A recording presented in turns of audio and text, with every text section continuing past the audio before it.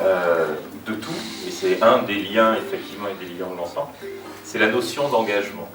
Comment est née chez vous cette notion de l'engagement avec cette envie d'agir pour les autres au travers de projets divers et variés, on va le voir?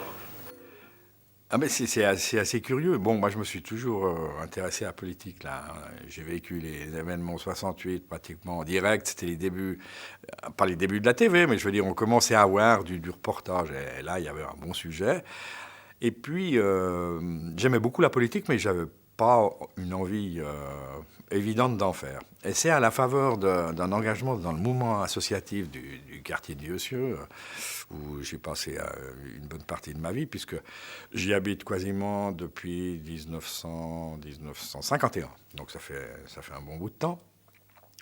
Sur des espèces de projets qui allait singulièrement modifier le quartier.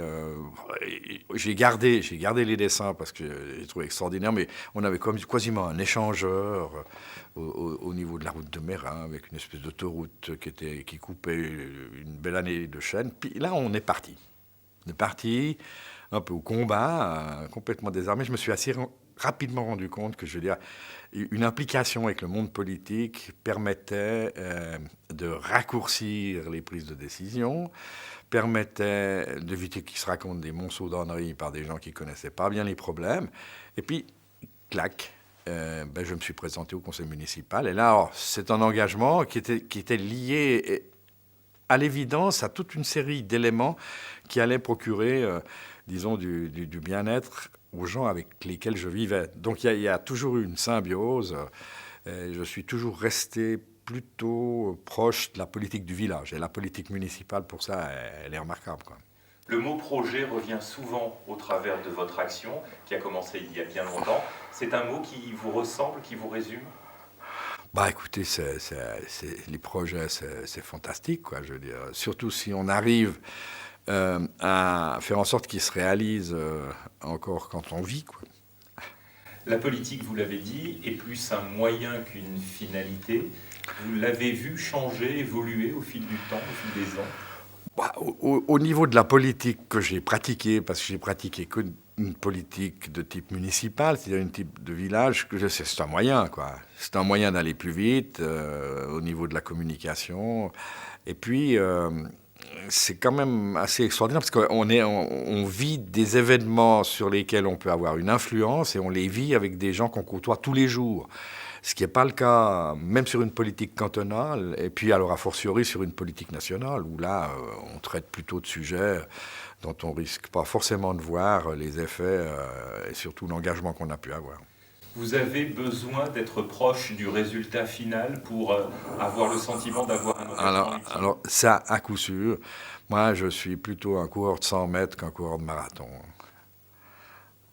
Parce que vous êtes pressé? Parce que vous êtes impatient? Non, mais parce que tout simplement parce que on part sur une idée, pas toujours sur une idée, des fois on part avec un combat contre une idée parce qu'on se rend compte que ceux qui nous l'imposent sont très extérieurs à la vie de tous les jours des gens du coin, et puis tout d'un coup on se rend compte que parce qu'on s'occupe des gens, je veux dire, on commence à avoir toute une série d'éléments de collaboration qui n'ont rien à voir avec le réseau Facebook. Je veux dire, c'est tous les jours, c'est tout le temps.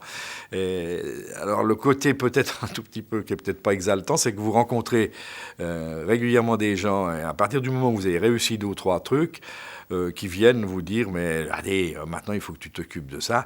Et puis des fois, c'est vrai que c'est pas des projets grandioses, mais se battre pour un abri de bus à un endroit où les gens ramassaient chaque fois qu'il y avait de la pluie et de l'eau sur la tête, bah, pour la politique de tous les jours, ça a une valeur. Et puis pour les gens qui le vivent tous les jours, ça a une valeur. Alors ça, c'est indéniable.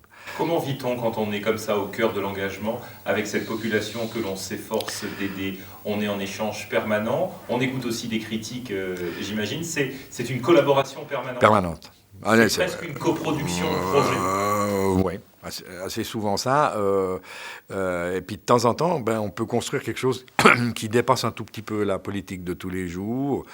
Là, on est sur un grand projet dont on pourra peut-être évoquer des mots, où on se rend bien compte qu'il va se réaliser, disons, sur une douzaine d'années, mais il va amener toute une série de prolongements de l'habitat. Alors ça, c'était aussi quelque chose, mais ça, c'est aussi le caractère associatif, c'est-à-dire qu'on a amené à l'intérieur de ce quartier, qui m'est cher, toute une série d'éléments, tels qu'une discothèque, tels qu'un club de jeunes, un club d'échecs, toute une série de trucs qui se révèlent être fort utiles pour l'ensemble de la population.